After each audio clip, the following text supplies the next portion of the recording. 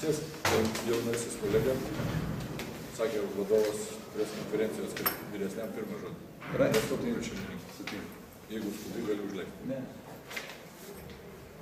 Dabar klausimus galima? Nu, galima, ką.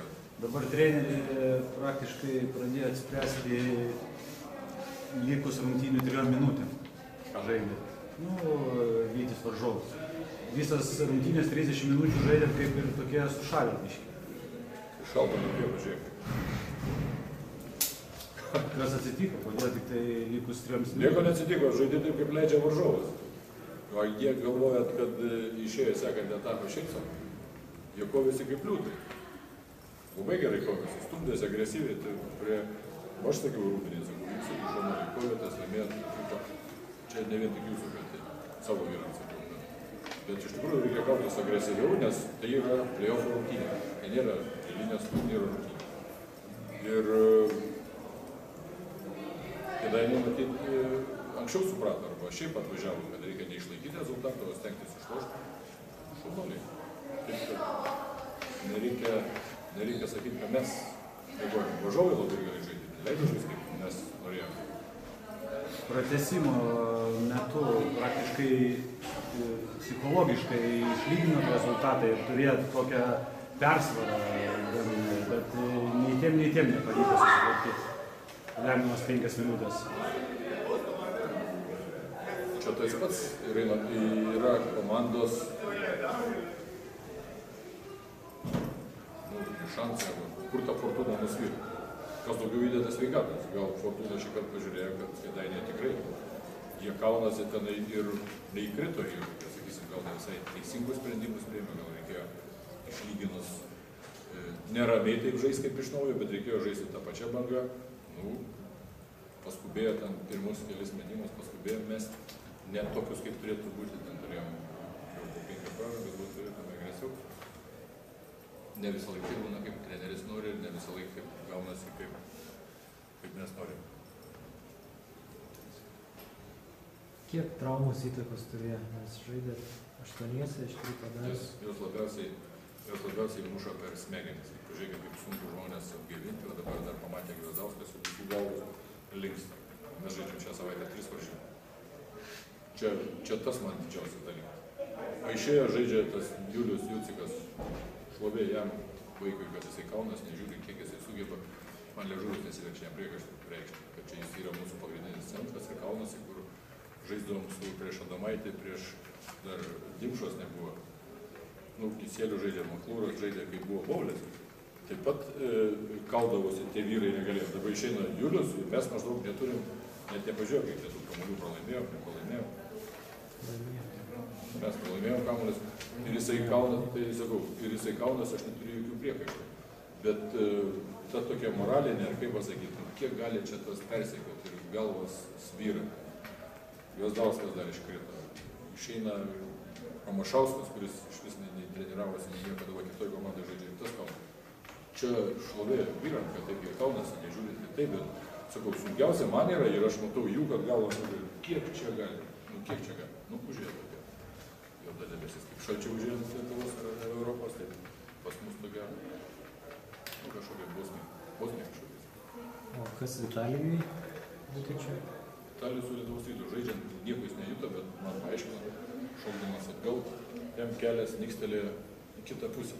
Atbulas kapinė, tai nikstelėjo į kitą pusę. Dabar sutinė, žiūrėjo medikai, niekas netrūkė, neplyšė, bet nešioja tą koją. Romašauską atiduosit ir planuojat kol kas pasilikti? Ne, mes negalim dabar pasilikti, mes galim Baltijos tauriai žaisti ir galim krepšinio tauriai, o LKL nebegalės jau yra. Todėl tas žmogus čia.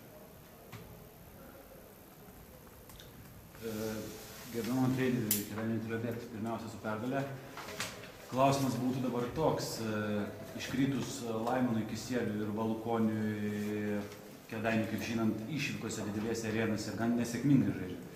Kaip pavyko prieš rungtynes nuteikti taip komandą, kad būtent taip kovėsi, galima sakyti, 30 minučių? Pirmiausia, ačiū sveikinimus, bet nemanau, kad labai reikia Nemanau, kad labai reikėjo nuteikinėti ir kažką tai daug pasakoti. Patys suprantam, kas ant kortos pastatyti. Finalinis ketvirtas, kiekvienas nori jame sudalyvauti. Ir vėlgi, tos traumos prieš pat rungtynės, jeigu atvirai sužinom, tik kad nežais ir Kisielius, ir Valukonis. Bet tai vėlgi, manau, kad ir mes tą linkme dirbom, kad turėti 10 stiprių žaidėjų ir jeigu kažkas tokioj situacijai iškrenta, atsirado kitas. Šiandien atsirado Maklūras, lemiamų momentų Ginevičius, Jasikevičius ir taip toliau, taip toliau. Ne pirmas pratęsimas šį sezoną kėdainiečiams teko pralaimėti, bet būtent šiandien vienų iš svarbiausių rungtynių pratęsimo metu susivaldėte ir praktiškai laimėjote rungtynės. Vėlgi, teisingai treneris, kolega pasakė, ten yra ir sėkmės dalykas ir tiek galėjo, jeigu atvirai ir Longas įmes paskutintą metimą ir mes būtume pralaimėję. Vienas metimas sprendė visą rungtynių likimą.